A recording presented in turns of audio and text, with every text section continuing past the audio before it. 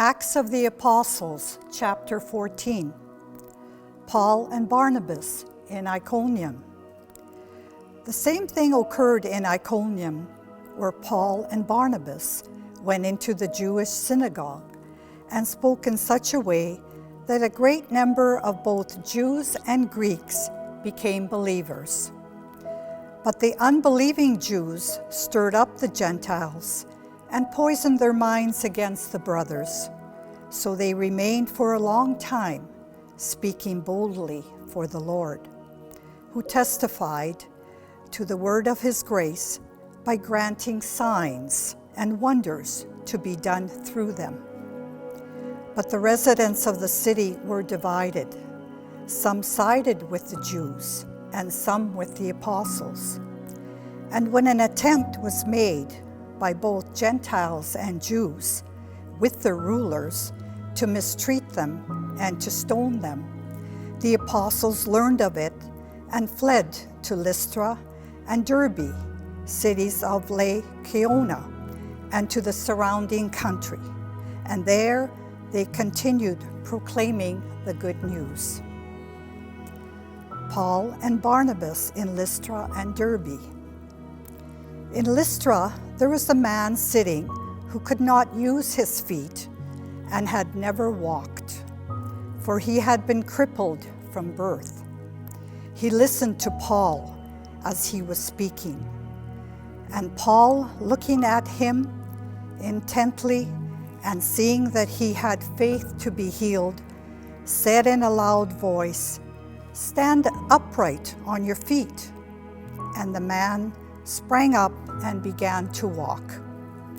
When the crowd saw what Paul had done, they shouted in the Lycaonian language, "The gods have come down to us in human form." Barnabas they called Zeus, and Paul they called Hermes, because he was the chief speaker. The priest of Zeus, whose temple was just outside the city, brought oxen and garlands to the gates. He and the crowds wanted to offer sacrifice. When the apostles, Barnabas and Paul, heard of it, they tore their clothes and rushed out into the crowds, shouting, "Friends, why are you doing this? We are mortals just like you, and we bring you good news that you should turn from these worthless things to the living God, who made the heaven and the earth and the sea and all that is in them. In the past generations, he allowed all the nations to follow their own ways, yet he has not left himself without a witness in doing good, giving you rains from heaven and fruitful seasons, and filling you with food and joy in your hearts." Even with these words, they scarcely restrained the crowds from offering sacrifice to them. But Jews came there from Antioch and Iconium and won over the crowds. Then they stoned Paul and dragged him out of the city, supposing that he was dead. But when the disciples surrounded him, he got up and went into the city.